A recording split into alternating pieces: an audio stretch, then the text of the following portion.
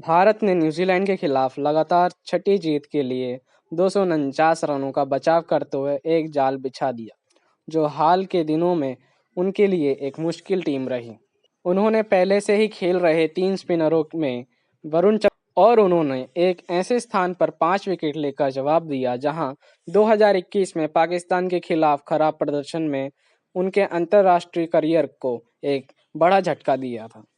अपने ग्रुप में पहले नंबर पर रहने के बाद भारत अब मंगलवार को सेमीफाइनल में ऑस्ट्रेलिया, न्यूजीलैंड और दक्षिण अफ्रीका को बुधवार को सेमीफाइनल के लिए पाकिस्तान लौटना है।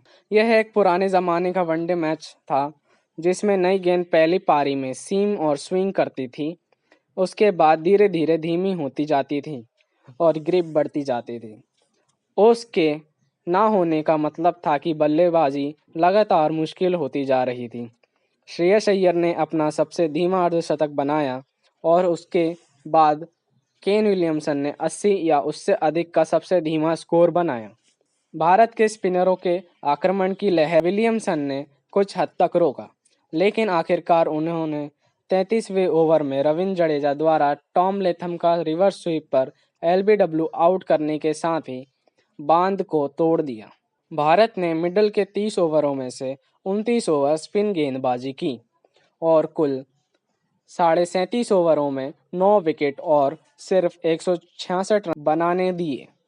यह एक सुधार था क्योंकि पहले 2 मैचों में उनके स्पिनर ऑपोजिशन स्पिनरों की तुलना में 0.7 ओवर अधिक गेंदबाजी कर रहे थे।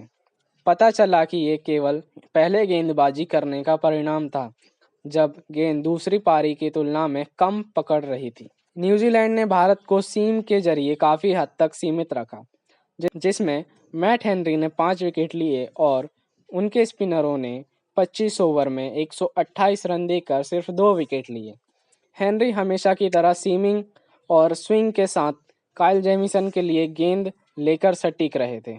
कुछ ही समय में न्यूजीलैंड ने भारत को 30 रनों पर 3 के स्कोर पर पहुंचा दिया, जिसमें ग्लेन फिलिप्स ने विराट कोहली के शानदार कैचों की श्रृंखला में अपना नाम शामिल कर लिया।